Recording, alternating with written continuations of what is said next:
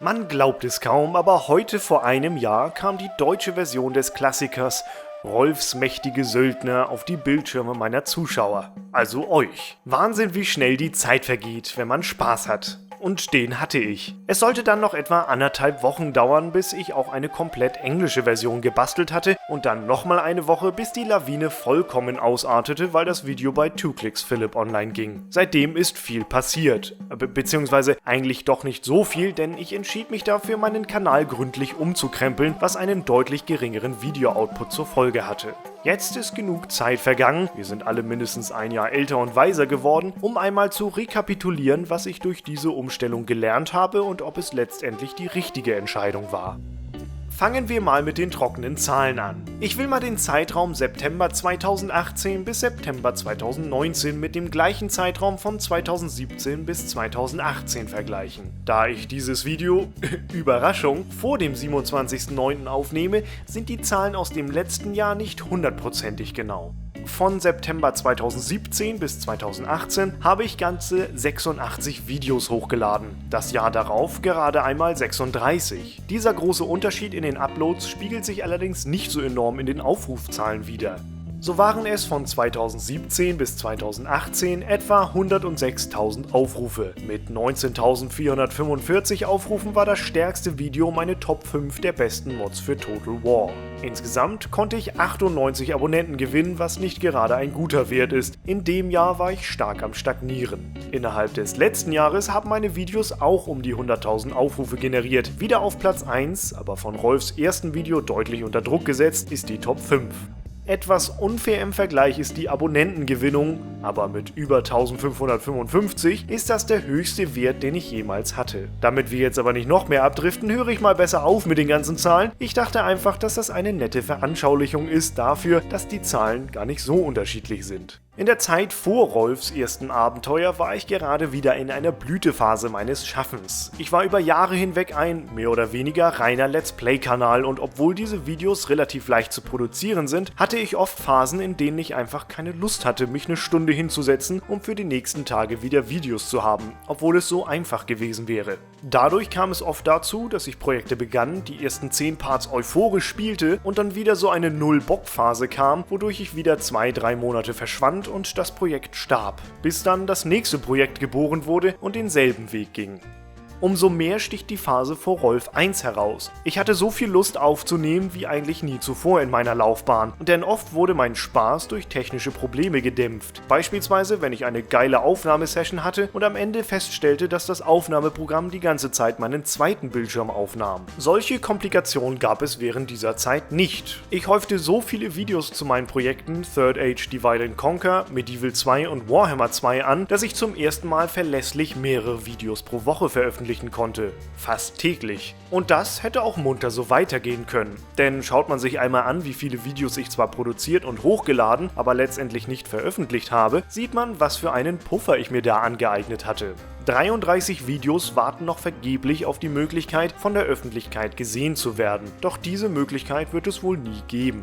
Nachdem Rolf das Licht der Welt erblickte und auch außerhalb meiner Abonnentenblase und Deutschlands gesehen wurde, stellte ich mir die Frage, wie es nun weitergehen sollte.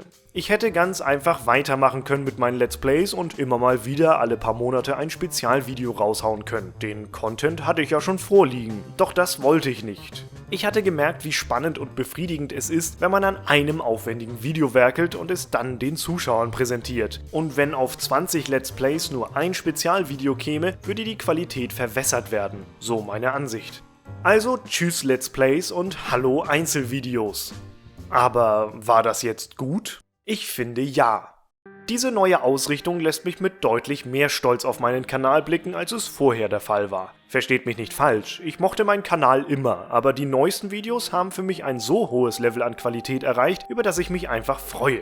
Es sind jetzt über ein Dutzend solcher Videos erschienen. Ich habe euch erzählt, warum ich gerne Battlefield und FIFA spiele, was Total War ist, wie gut das ein oder andere Spiel sich spielt, die positiven Aspekte des Epic Stores beleuchtet, Cao Cao ein wenig auf seinen Feldzügen begleitet, euch Blicke hinter die Kulissen meiner Arbeit gewährt und meine ganz persönliche Geschichte mit der Sacred-Reihe erzählt.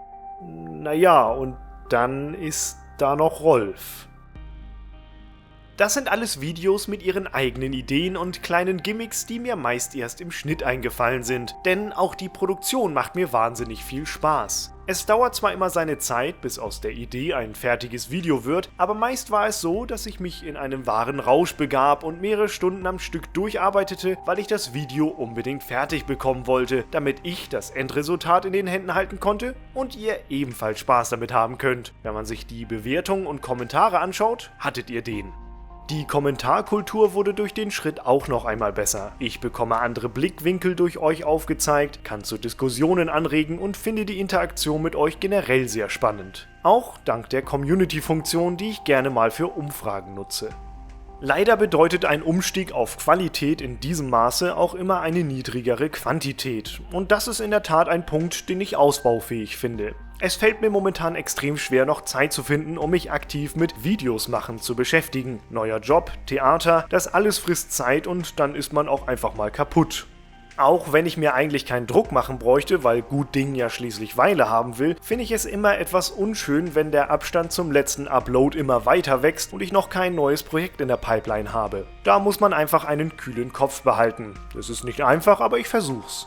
Was ich allerdings immer schade finde, ist, wenn jetzt unter alten Let's Play Parts Vorschläge für neue Let's Play Projekte geäußert werden. Denn meine Lust, diese zu machen, ist nicht weg und ich ertappe mich ab und zu dabei, wie ich darüber nachdenke, dass das ja eigentlich ganz lustig war, weil ich meinen Humor in spontanen Situationen einbringen konnte. Das geht in dem neuen Konzept nicht. Da muss ich meinen Humor im Vorwege festlegen und hoffen, dass die Witze auch zünden. Dennoch kommt für mich erstmal nicht in Frage, wieder Let's Plays zu machen, auch wegen der vorhin angesprochenen Null-Bock-Phasen, die es definitiv wiedergeben würde. Maximal ein eigener Kanal für Let's Plays wäre denkbar, aber auch da fehlt mir die Zeit, um diesen dann sinnvoll zu bespielen und zudem habe ich keine Lust, einen neuen Kanal wieder von Null an aufzuziehen. Auch wenn jetzt höchstwahrscheinlich einige von euch schon von vornherein dabei wären. Wenn mir irgendwann die Ideen ausgehen sollten, die ich für coole Videos brauche, könnte ich auch wieder was in der Richtung machen. Jetzt akut, aber eher nicht. Nun kann ich aber vorsichtig sagen, dass ich mich langsam akklimatisiert habe und auch wieder einige Ideen in der Hinterhand halte, die ich gerne dieses Jahr noch umsetzen möchte. Eigentlich wollte ich Rolf 3 zu diesem Jubiläum schon fertig haben, aber davon bin ich ganz weit entfernt. Doch dieses Jahr sollte das schon noch kommen und wenn nichts dazwischen kommt, läuft die Produktion anderer Ideen auch so langsam an. Was auch gut ist, ich bin frei in der Gestaltung der Videos. Wenn eines mal nur 3 Minuten lang wird, dann ist das auch okay. Und ich kann mir selbst die Freiheiten lassen, was ich wie lange beleuchten will und ob ich überhaupt Bock auf das Thema habe. Nicht ohne Grund liegen einige Ideen mit halbfertigen Skripts herum, um vielleicht mal finalisiert zu werden, wenn sie besser passen. Oder halt auch nicht. Ist ja meine Sache und das ist schön. Dass das alles ein anspruchsvolles und ambitioniertes Unterfangen werden sollte, war mir definitiv bewusst und umso wohlwollender blicke ich jetzt auf die entstandenen Werke zurück. Das sind schon sehr geile Videos geworden, welche bei euch, mit Ausnahme des Epic-Videos, wen wundert's, auch saugut ankamen. Ich bin kein Freund davon, Prognosen zu stellen, deswegen äußere ich nur einen Wunsch an mich. Ich würde gern an das Geschaffene anknüpfen und schlicht weitermachen. Natürlich mit euch. Danke, dass ihr den Bums hier so aktiv mitmacht. Und auch nochmal Grüße an die englischen Zuschauer. Hello! Euch mit Untertiteln zu versorgen, bereitet mir große Freude. Und auch wenn nur eine Handvoll diese dann lesen, so fühlt es sich gut an, dass ich diese eingebaut habe. Auf ein weiteres Jahr in diesen neuen Gewässern. Ich freue mich drauf und ihr hoffentlich auch.